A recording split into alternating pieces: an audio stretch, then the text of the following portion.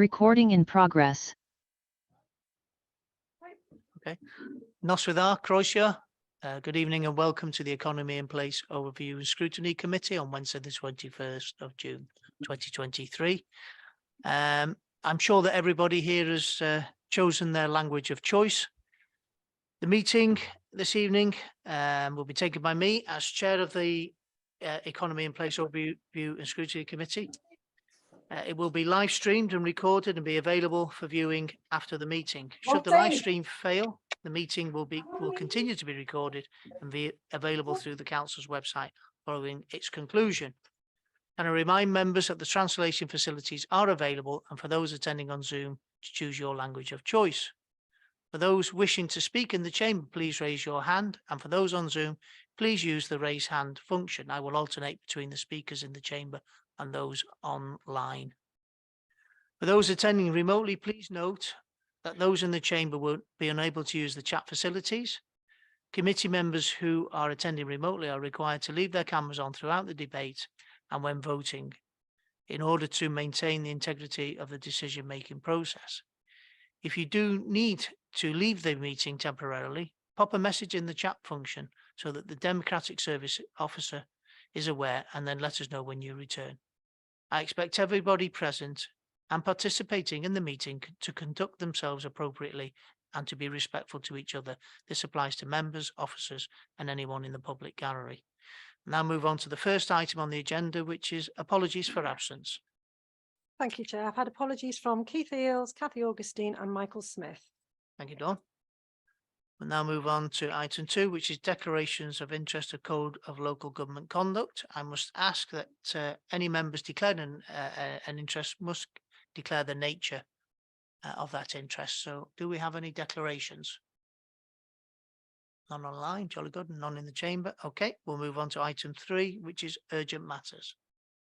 Not aware of any, Chair. No. Okay, thank you.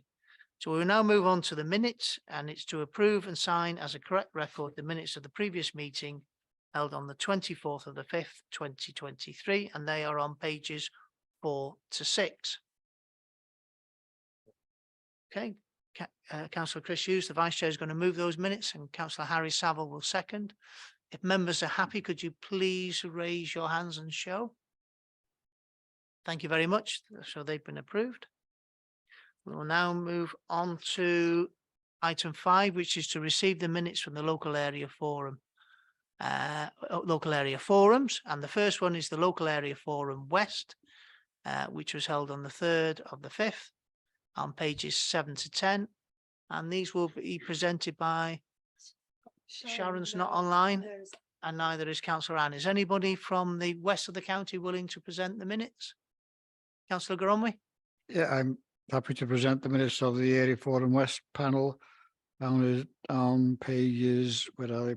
7 to 10. 7 to 10. Okay, thank you very much. Do we have a seconder? Councillor Harry Saville? We need a proposer. Oh, sorry, a proposer? Propose? Okay, Councillor Yeah, I'm Harry. happy to propose we note them. Thanks, All Chair. right. And a seconder? Okay, Councillor Louise. Lovely. Members, could you please show by raising your hands? Excellent. Thank you very much. We will now move on to item 6, which is to review the forward work programme. This will be presented by Dawn Hughes, our Scrutiny Committee Service Officer. Thank you, Dawn. Thank you, Chair. Can I just advise members that the forward plan has been updated now following consultation with heads of service and members. There are still a few reports relating to the revised LDP that still need to be scheduled, and I'm working with James and his team to do this. As you can see from the forward plan, we have quite a few reports for the September meeting. So myself, the Chair and Vice Chair, are keeping this under review to ascertain if all the reports are going to come forward. And if need be, we will organise a special meeting. And as you are aware, this committee has crime and disorder matters within its remit. Therefore, we have invited the Police and Crime Commissioner and the Community Safety Manager to attend the meeting in October. That's my update, Chair. Okay, members, do we have any comments on the forward work programme? If not, could I ask somebody to move the forward work programme? Councillor Harry Saville, thank you. And Councillor Chris Hughes to second. Members, could you please show if you're happy with the forward work programmes? Unanimous, full house. Thank you very much. Thank you, members.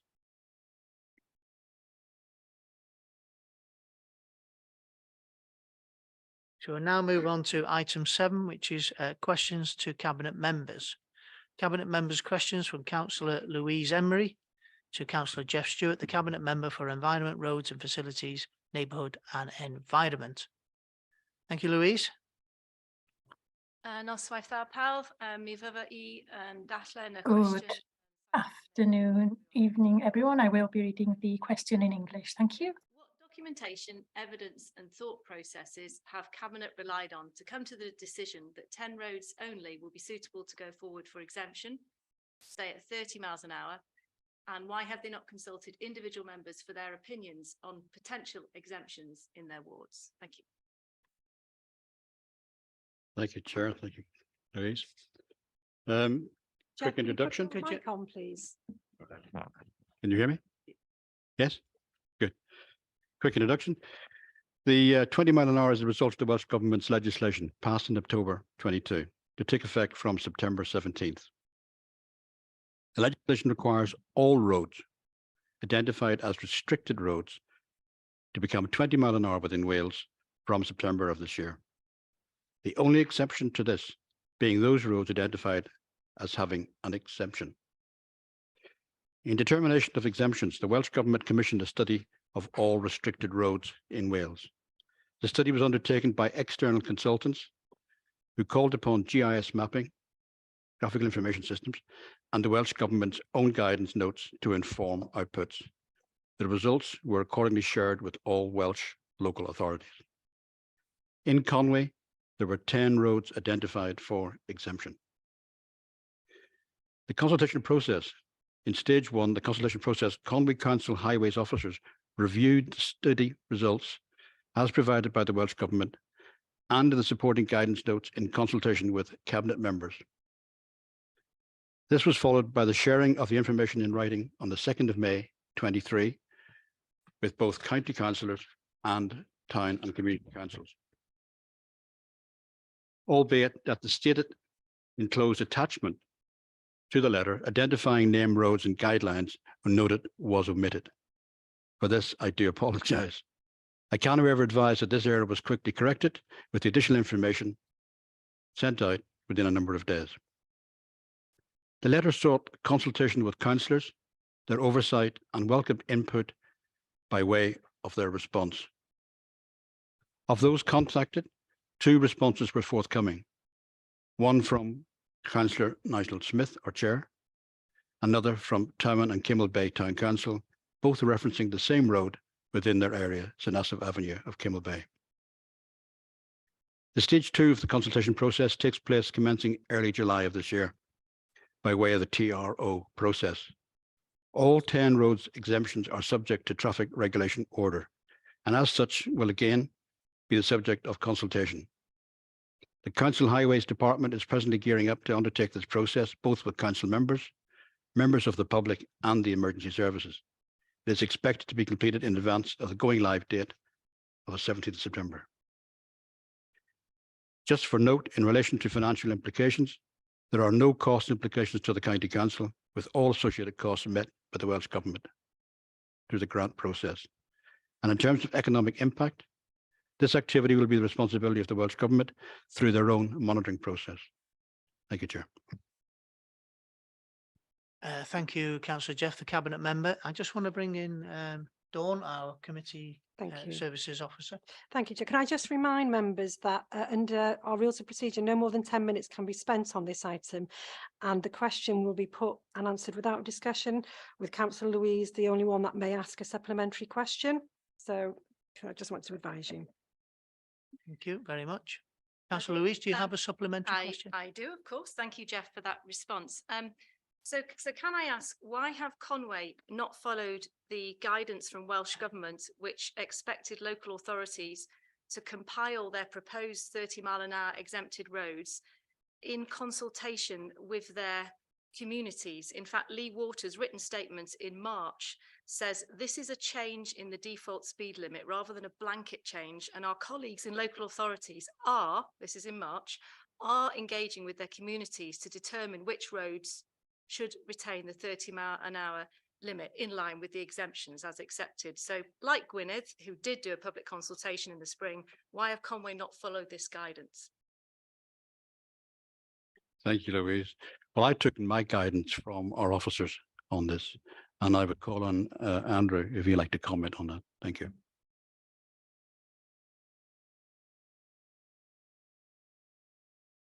Yeah, the guidance from the Welsh Government was technical guidance as to how roads should be selected to meet the criteria, and in particular those roads with high amounts of pedestrians, which was indicated by certain evidence that gained from the GIS. So that guidance was that most exceptions would be expected to be on A and B roads, which should not be considered normally on C or unclassified roads.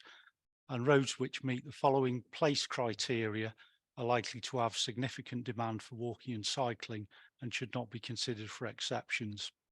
So those place criteria are within 100 metres of any educational setting, so it's a primary, secondary, further education or higher education establishment, within 100 metres of any community centre, within 100 metres of any hospital, and where the number of residential and or retail premises fronting a road exceeds 20 properties per kilometre.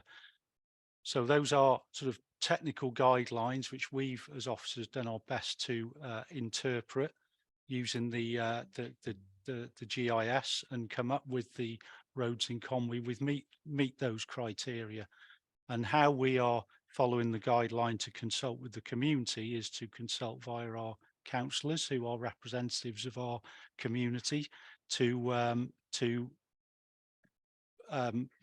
sent them the list of roads, and we're quite happy to take any further suggestions and to discuss with councillors as to why they think these criteria do or don't fit with the roads we've selected.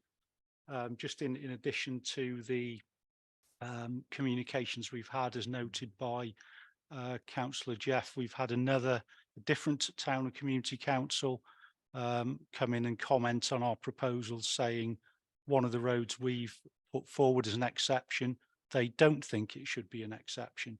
So we're very happy to engage with councillors at this first stage, which is just preparing the preliminary list to go into the TROs.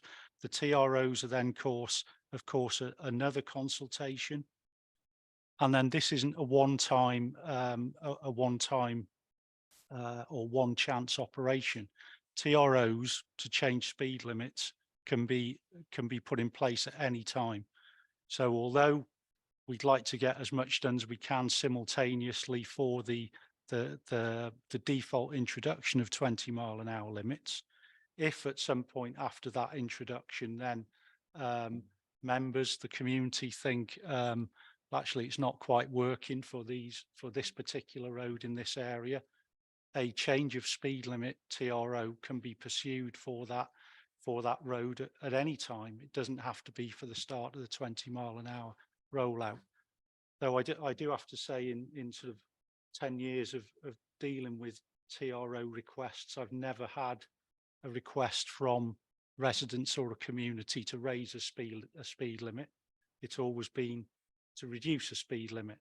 So that just needs to be borne in mind when consulting on exceptions, which are in effectively raising a speed limit, which would otherwise be default 20, and that when we go to a TRO to consult on this, it will be sort of advertised, would need to be advertised. It will be on notices on the street notices on the roads in question, and we would then receive objections likely and have to consider those objections. And then if we were considering objections to a TRO which we had proposed against the guidance, it would be very difficult not to uphold those objections if they didn't meet the guidance. So we think we have followed the guidance, both technical and consultative, by the Welsh Government. It's still ongoing, and as I said, I think this will be a continuous process after the 17th of September as well, to monitor the changes that have been put in, and to consider any further changes or adjustments that might be required after that.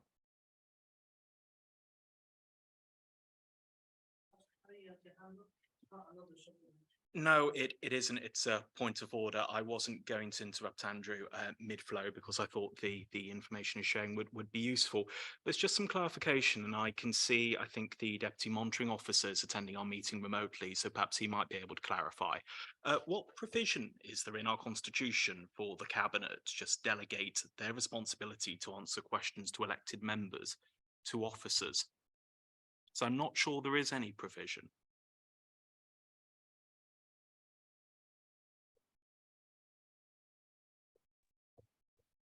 Peter, are you online? Yeah, I am. Without checking, I couldn't confirm. I can't remember seeing that there's a specific provision, but the officers here, officers are here to clarify any points. So I don't see any particular issue with that. But whether or not there's any specific provision, Councillor Harry, I'd have to check the Constitution, I'm afraid. Oh, that's clarified the point of order. Okay. Thank you, Chairman. Thank you. Thank you, Councillor Louise, for your question. We'll now move on to item 8, which is to consider a report by the Head of Regulatory and Housing Services on the following matter. And it is the introduction of the draft adaptations policy and seeking approval to put it out to public consultation. It's on pages 64 to 76. And this report will be introduced by Councillor Emily Owen, the Cabinet Member for Housing and Regulatory, and Jeremy Grant, the Development Officer for Empty Homes. Good evening, Emily. Good evening, Chair. Yeah, I'm really pleased to be bringing this on.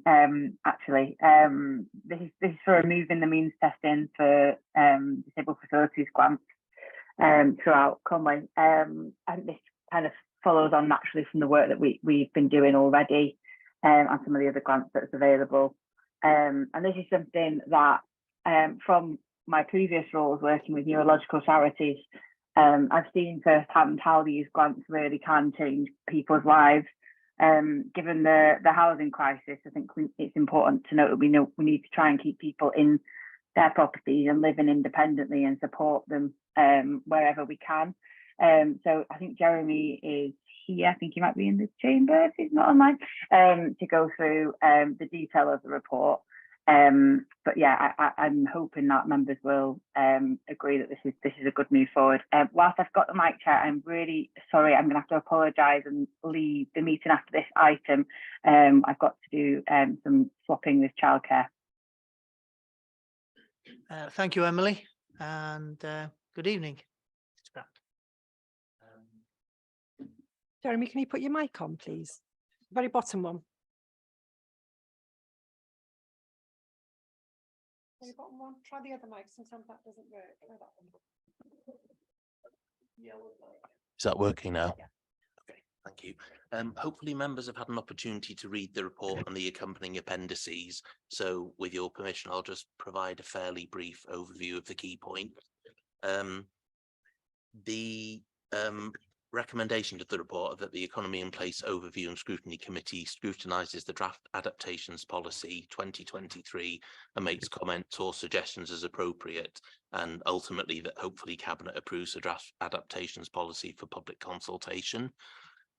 Just historically, we've had for a number of years, probably since about 2003, housing renewal policies that set out the various forms of assistance that we as a council provide to qualifying owners and tenants in the private sector. The different forms of adaptations to homes of people with a disability have also historically been included in those policies, but a recommendation was made in 2022 that we should fall in line with the practices of other local authorities and develop a standalone adaptations policy. Under delegated authority, amendments to the housing renewal policies themselves can be made by Peter as head of regulatory and housing in conjunction with the portfolio holder.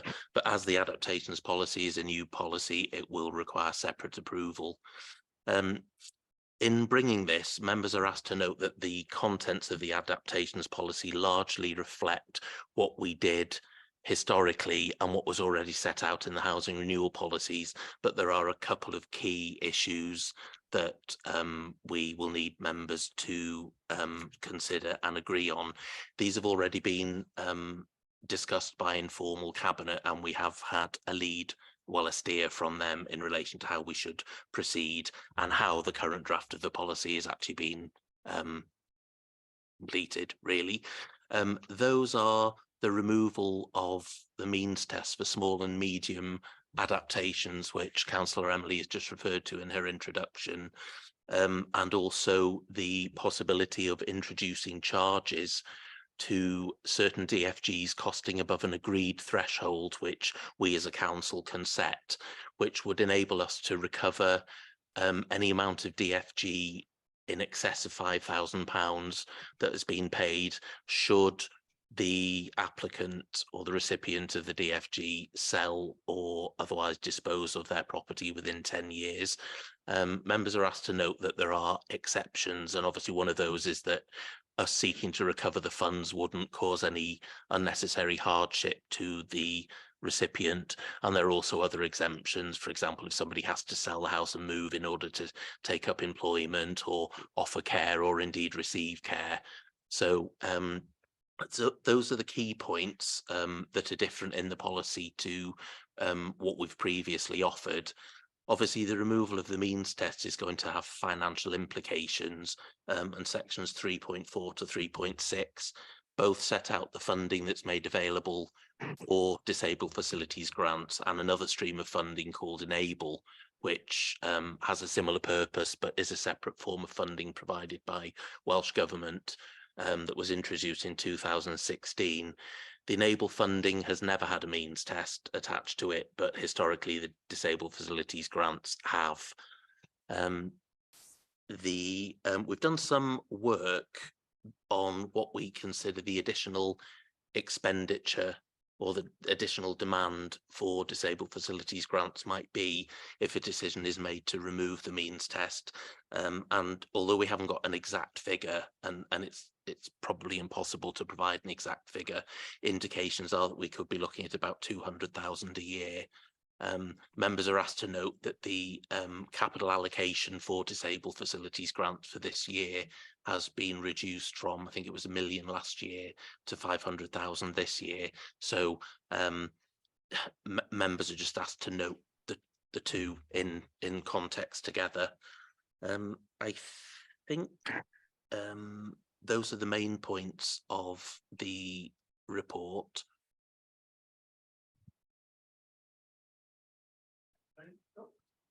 Thank you very much, Jeremy. I'll open it up to the floor for questions. Members, do we have any questions? Councillor Sam Cotton.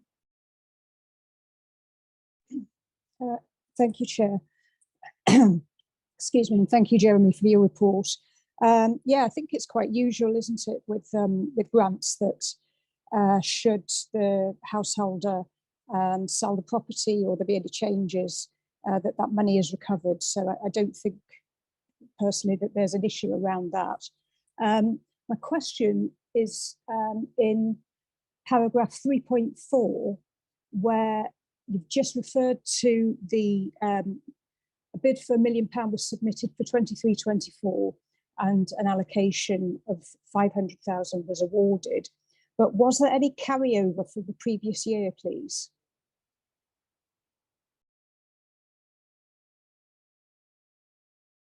Yes, there was. I can't place an exact figure on that at the moment, but yes, there was carryover from the previous year. DFGs are allocated, obviously, and approved, and they are on a rolling contract, so they don't have to be spent within the set financial year. So anything that had been allocated previously may not have actually been spent because the works hadn't been carried out yet. So there would have been a carryover from one year to the next. Sorry, do you mind if I just come back in that case? So, so in the carryover, so the money already allocated to a project wouldn't be included in the carryover. Would that be correct? It's difficult because when people refer to spend in our department, we allocate sort of the money, but it may not be actually physically spent and show up on the ledger. So, in terms of a carryover, historically there's always been a discrepancy between what is allocated and spent. So yes, there would be a carryover definitely for the cases that have already been approved, and there was, I believe, a small underspend on last year's allocation anyway. Okay. But I couldn't give you those direct figures today. So we've actually got more money available than might be suggested in the report then. Possibly, yes.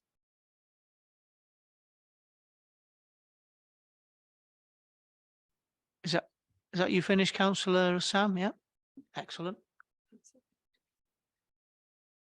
I don't know. Peter, have you got your hand up? Yeah, sorry, my camera's packed in when I was talking before. I was just going to, yeah, I think the question's probably been answered, but I was just going to clarify that traditionally with the Disabled Facilities Grant, we always ask, we usually spend a set amount, and it ranges between like 1.2 million or thereabouts, and quite often we get less than we're asked for, on the basis that there's an understanding that we carry over spend into the following year's allocation, if you want. So we never or very rarely have enough. And I think on this year, there was some carryover from kind of slowdown in COVID, which created an underspend. So on that basis, Amanda looked at it and gave us less of an allocation that we needed. But I have flagged it as a risk to monitor going forward. Okay, thank you very much. I just have one question really. With the removal of the means testing, will that leave us open really to additional funding that we might need? You know, the allocation of the Enable funding by Welsh Government has been increased over the last few years to make up for the shortfall. In my opinion, it doesn't match the shortfall potentially. So Welsh Government have said that they will lift and have done for the last 2 or 3 years, the Enable allowance, on the understanding that the authority removes the means test. So they are aiming to capture that shortfall. I don't believe that that's entirely accurate though, unfortunately. so you're not 100% confident that we will get the funding that is required? We will definitely get the Enable funding. I'm just not confident it's enough. Okay. Jeremy? My understanding is that we get the core Enable funding, the amount is in the report, but the uplift, which is about 74,500 per year, is dependent on us agreeing to remove the means test. So we're looking at perhaps an additional 74 compared to possibly a couple of 100,000 additional in demand. But I think there seems to be a general trend that authorities are removing the means test as per the ministerial request in one way or another. And indeed, in the letter that we received from the minister, there's a suggestion that if local authorities don't do it voluntarily, they reserve the right to bring it in through legislation anyway. But there is we believe there's a financial risk, as Peter has mentioned. Okay, thank you very much. Councillor Harry Saville. Yes, thanks, Chairman. Conscious that DFG adaptations or providing them is a statutory function, isn't it? It's not something the local authority really has any say over. If we receive an application, quite rightly so, we have to deliver it and fund it. Removal for means test, to me, is very much just streamlining that process and making it more efficient and probably fairer and easier for people that need these adaptations in their homes. I, having read the report, I found myself very much in agreement for comments made by the deputy leader, and I'd thank her for her input in this. So if it helps move our debate along this evening, I'm happy to propose that we recommend to Cabinet that they approve a draft policy for consultation as presented. Okay, thank you very much, Councillor Harry. And seconded by Councillor Chris Hughes. Do we have any other questions from the members or comments? No? Okay, in that case, I will put it to the vote. Sorry? I don't know. Mandy, have you got your hand up? Oh, Gail? Sorry. You okay? I was just about to second before Chris got it, but I welcome this as well. You know, at a time when we're trying to encourage people to live comfortably, you know, in their own homes for as long as they can, this will really enable them to do that. So yeah, I'm all for it. Thank you. Okay, thank you very much for that. So we'll put it to the vote if you don't mind. Could you please show by raising your hands, members? 7 online. And all in the chamber. Yeah, thank you, members. That has been carried. So we will now move on to item 8.2, which is a report on the North Wales Energy Strategy Action Plan, pages 77 to 125. And this is going to be presented this evening by Robin Sandham. Thank you, Good evening, Chair. Robin. Thank you, Chair. Evening, members. The Energy Strategy and Action Plan was prepared by Ambition North Wales and Welsh Government's Energy Service, who we work closely with. It identifies a baseline for energy use in North Wales across various sectors, including domestic energy, power generation, transport, commerce and industry. It identifies, it is aligned with the 5 ways of working of the Wellbeing of Future Generations Act, and it also sets out the priorities for the region, which are to harness the low carbon resource, to be a world leading area in offshore marine renewables, improve the energy efficiency in the region's housing, and facilitate a shift to lower carbon transport. This will be done through the North Wales Econ Ambition Board and a dedicated task and finish group. It involves all the local authorities, and 4 of the 6 have already signed up and endorsed this approach. It will also develop a governance structure and identify key stakeholders for the roles, which is outlined in the action plan.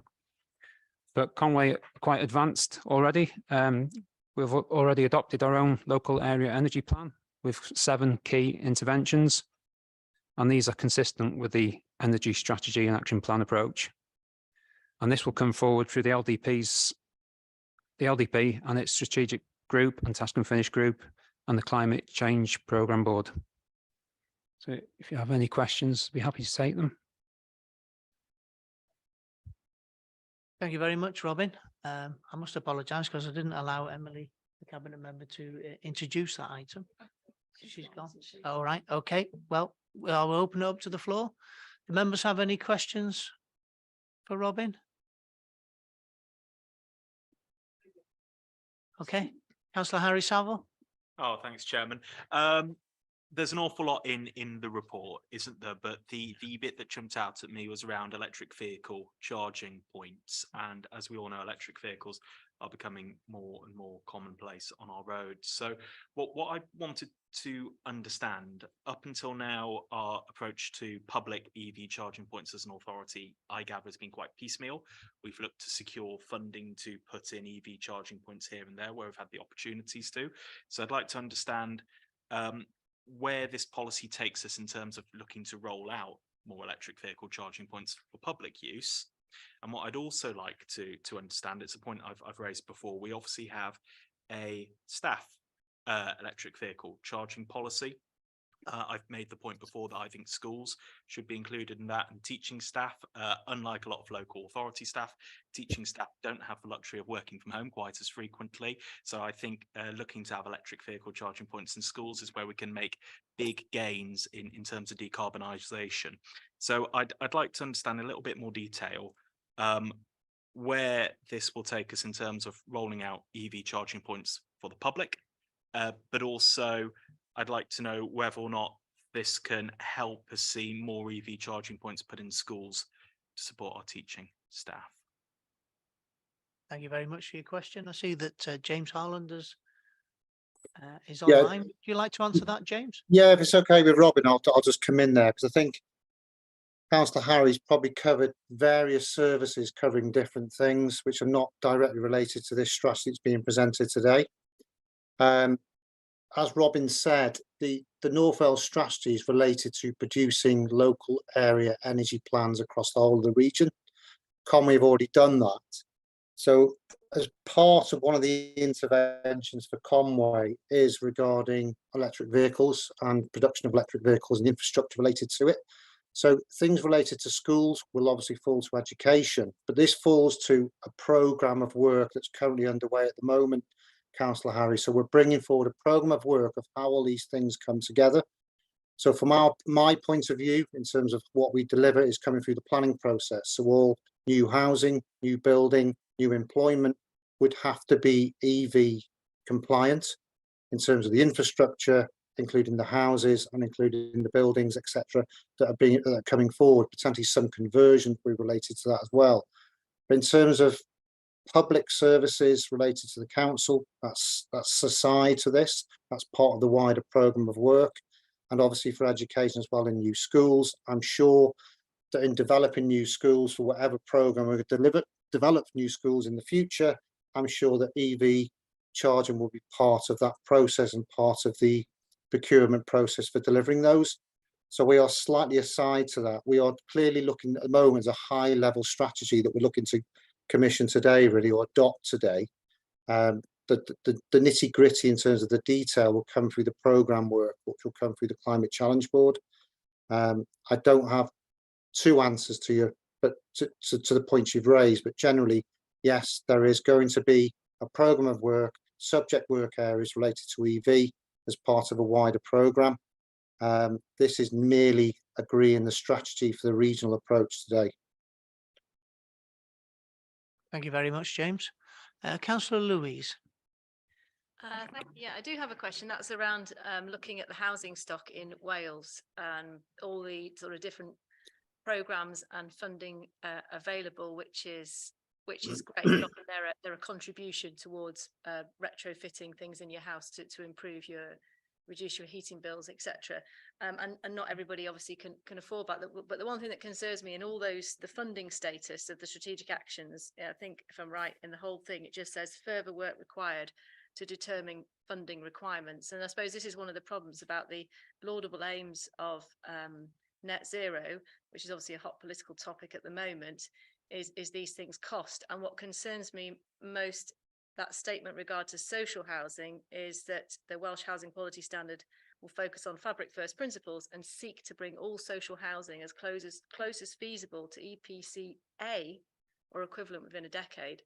I would suggest that means that housing associations, given that task, are going to spend the next 10 years spending all the capital they've got making the current housing stock EPC A, rather than actually having the capital to build new homes. And we are already seeing that locally with Cartrefi Conway. So although these are laudable aims, I think that people living in a B&B in Llandudno would rather be in a house with an EPC rating of E than not be in in a house at all. So that worries me about the money required, further work required to determine funding requirements. I mean, this isn't an answer, it's probably just a comment really, because James isn't going to provide an answer for that. But we need to be a little bit careful about what we're asking, particularly the social housing landlords, to do, because there'll be no money left to build a new house.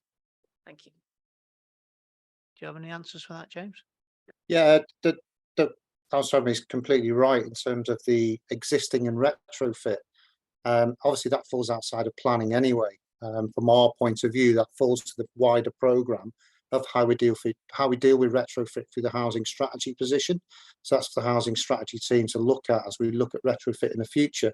But yeah, totally right in terms of the complete money and the housing stock we've got and how suitable it is to become EPC sort of compliance is very, very difficult. But that work's still required. We need a review of the housing stock we've got, not just kind of social housing, but private housing as well in terms of how we deal with that.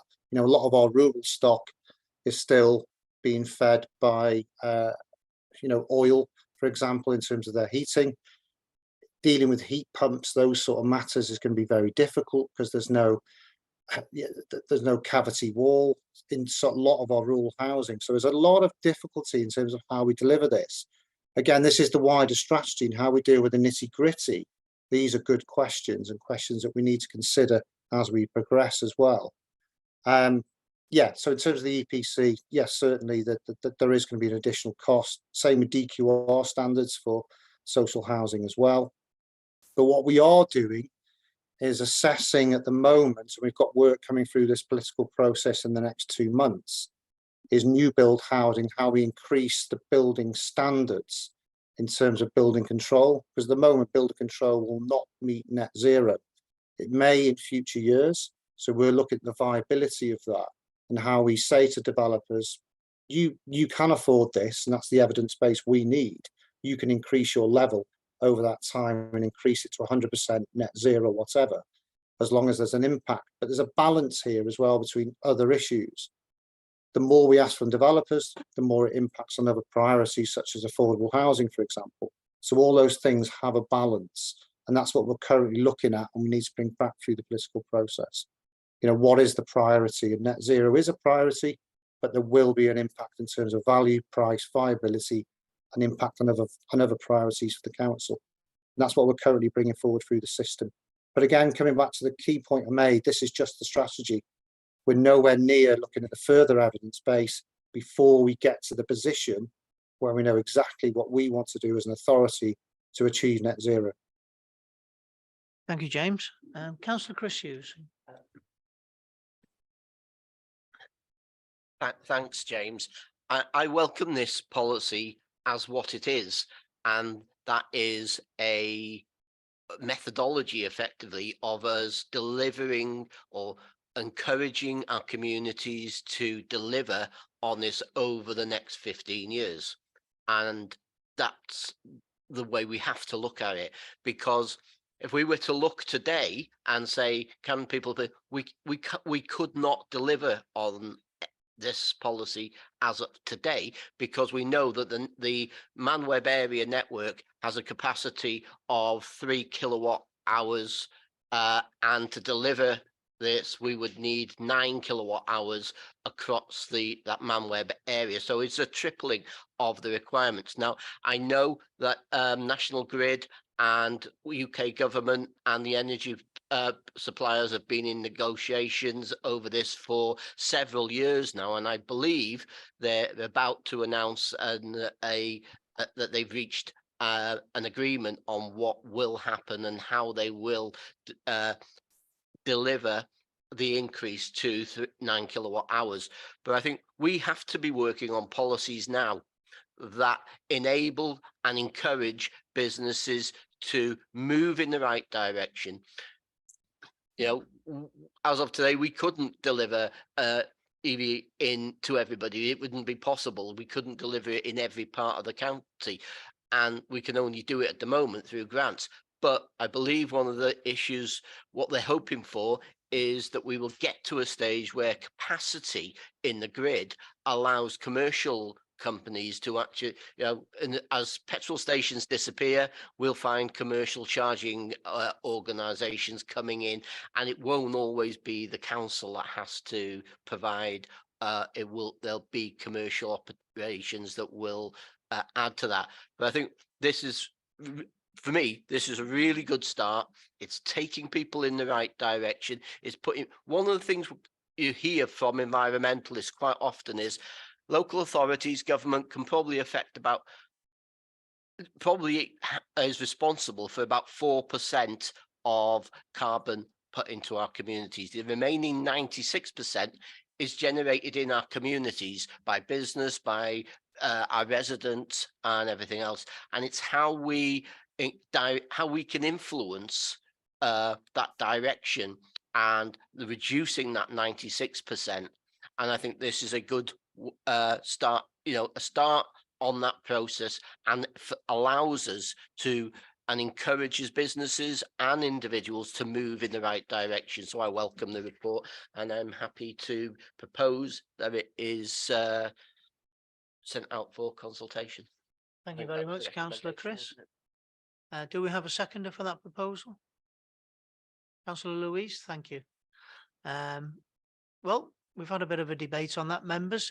There aren't any more questions, nobody online, so I'll take you to the recommendation, which is on page 78, and that is that the Economy in Place Overview Scrutiny Committee scrutinise the contents of the proposal and make the recommendations to Cabinet, and that Cabinet approve the North Wales Energy Strategy and the Action Plan. If members are happy with that, could you please show by raising your hands?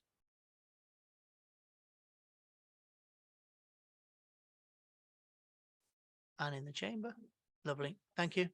Yeah, that's been approved. Thank you very much, members. And thank you, James, for presenting that report. We'll now move on to the next item agenda, which is to, the next agenda item, which is to replace the Replacement Local Development Plan, or RLDP, Llandulus Quarry, Mixed Use Employment and Waste Management Allocations, which are on pages 126 to 143. James, I think you might be presenting this one if you're there. Hi, Yeah. I think I'm. Hey, Lindsay's going to bring this forward for you, Nigel. Thank you. Okay, sorry. Yeah. Okay, good evening, Lindsay. Good evening, everyone. Yes, I'm here. I've got a few slides. I don't know, is that okay if I share my screen? Sure, thank you very much. Okay.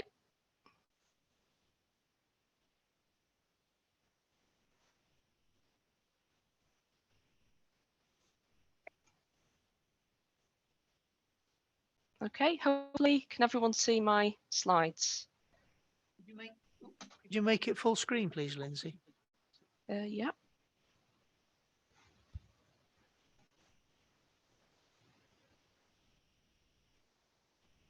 Okay, is that better? Thank you very much. Excellent. Okay, so it's a fairly short presentation here just to explain the background of the report. And what we've got here on the first slide is a map which shows the entire landholding at Llandulus Quarry. However, the presentation tonight focuses mainly on sites 1 to 3, which, if you can see my cursor, are these areas here. So I'll explain a bit more about who has submitted the sites and what the proposals are during the presentation. Okay, just to give members some background on the specific need for sites in the replacement LDP, I'll spend a few moments recapping on the need for employment land in the county. So the Employment Land Review, which looked at past trends and future predictions, estimates that Conwy needs between 14 to 20 hectares of usable employment land up to 2033. So what this means is when you take into account existing completions since 2018, vacant plots and existing employment sites, and vacant usable employment buildings, this equates to us finding around 6 to 7 hectares of new land. These figures may change slightly over the coming months because every year we update them. So there'll be an update coming out around about October time, so they will be changing slightly. So during the candidate site process, that is the process where we ask members of the public, landowners, developers to submit sites to us for LDP, for possible use in the LDP. A number of sites were submitted on and around the Llandulus Quarry complex. And these are currently in the public domain and form part of the candidate sites register. But more recently, the proposals have developed and took shape to become potential employment waste management allocations, namely sites 1 to 3, which I'll show and explain in more detail on the next few slides. So given the scale of the potential allocation and the possible change in the use of land, as a planning policy team, we feel it'll be good practice to carry out a public consultation exercise with those neighbouring communities prior to the statutory consultation on the deposit plan. So that's over and above what we're required to do from the development plan process. And just to be clear, the purpose of the report today is to recommend political approval to hold a consultation event about the potential allocations rather than agreeing the allocations themselves, because that will come at a later date. Okay, so who has submitted the sites? Yeah, just to kind of resolve any confusion, FCC Environment, which is one of the UK's leading waste and resource management companies, not to be confused with Flintshire County Council, they own the land at Llandyllis Quarry and they've submitted the sites outlined below. Sites 1 to 3, these are the areas I was mentioning before on slide 1, and Axis Planning Consultancy are acting as their agents.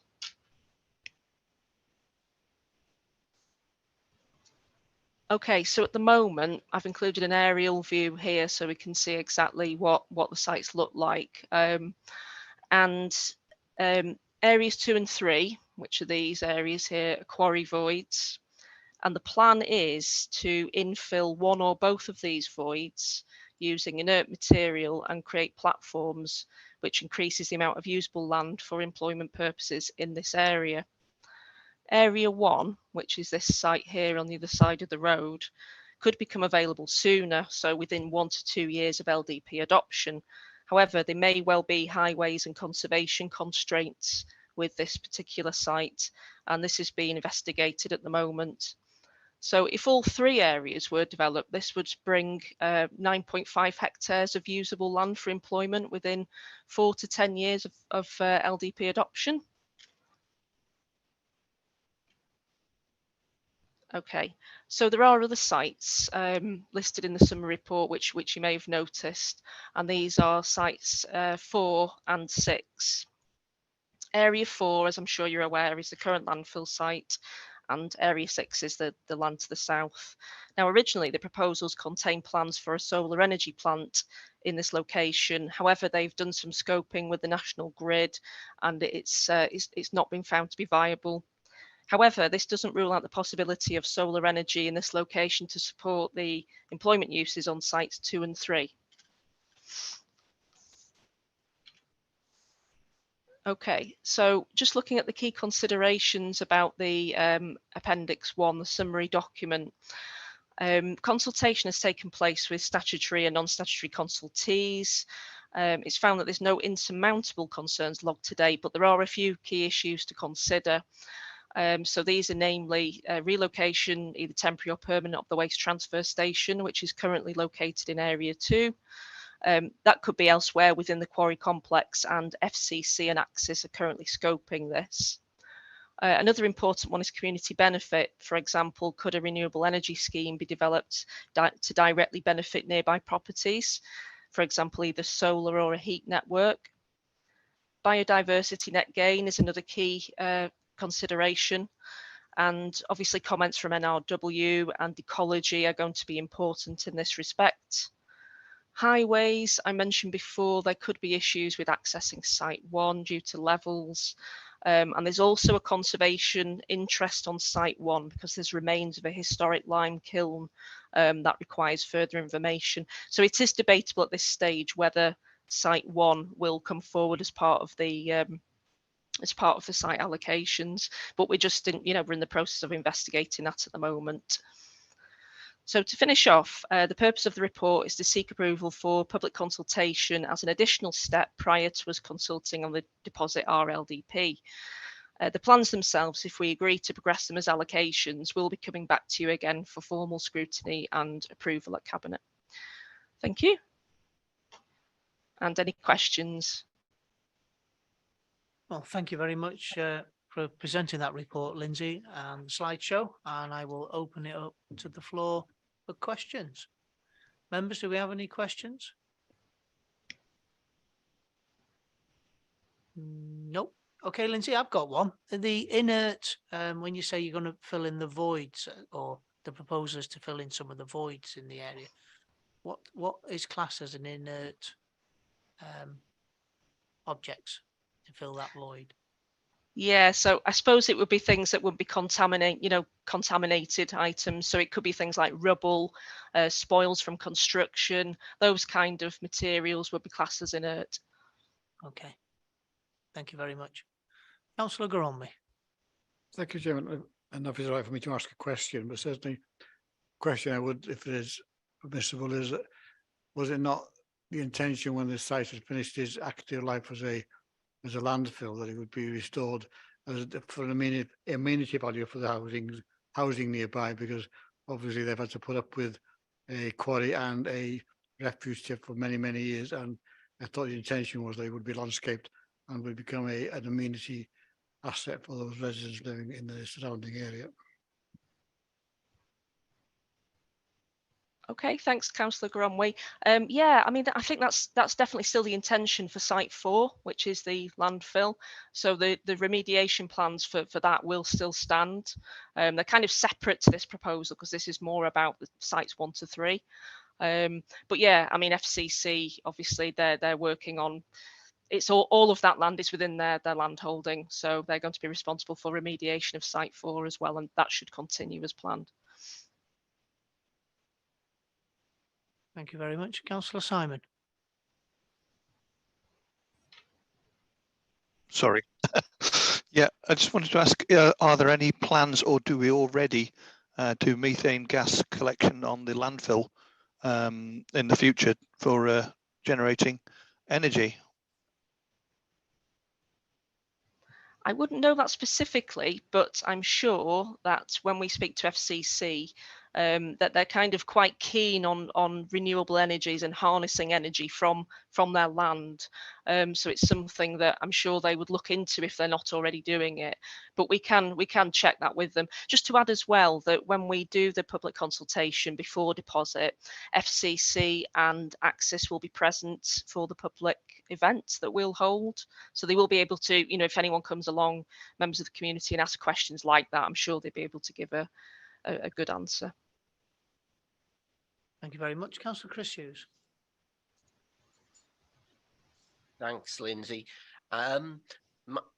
You mentioned that the site had been evaluated as a potential for solar energy. It's a concern of mine that they're saying that it's not suitable because obviously, as we've said earlier in the meeting, the intention is for the capacity of the grid to be significantly increased by something like 200%. Has it been looked at in that context in terms of where we will need to be in 10 years' time as opposed to where we are now? It's a good point. I mean, I'm sure because they did a lot of scoping with the National Grid about a year ago. I'm sure that they'll have put kind of future-proofing questions to them. But again, that's one that we probably need to ask them directly and see if they actually pose that question specifically when they liaised with the National Grid. Thank you. I'd be really interested in hearing the responses and when you do that. Thank you. Okay, thank you very much, Councillor Chris. Councillor Gromway. For information from my time of sitting on the Stanley's landfill board, whatever it was called, they have four gas engines working off the landfill site now, which is working off gas being extracted from the landfill site. So they have four generating electricity from that landfill gas. Very good. Interesting. Thank you, Gorombi, for that. Okay, members, I don't have any more hands up either in the chamber or online, so I'll take you to the recommendation, which is on pages 127, and it is that the Economy and Place Overview and Scrutiny Committee scrutinise the contents of the proposal and makes recommendations to Cabinet, that Cabinet approve the proposal for public consultation. If members are happy with that, could you please... Oh, sorry, only the proposer. I'm happy to propose, Chair. Councillor Chris, thank you very much. And Councillor, who's going to second that proposal? Councillor Gale, well done. Thank you, Gale. So we'll now put it to the vote. If you're happy, could you please raise your hands clearly if you're online and hold them there? Thank you. Yep. Okay, that's been approved. Thank you very much, members. That calls us to a close. That's the end of the meeting. I want to thank the officers that have attended and presented their reports this evening, and those obviously online. Safe journey home to those members here in Conway, and I wish you all a good evening online, and take care. Nostar. Thank you. Night.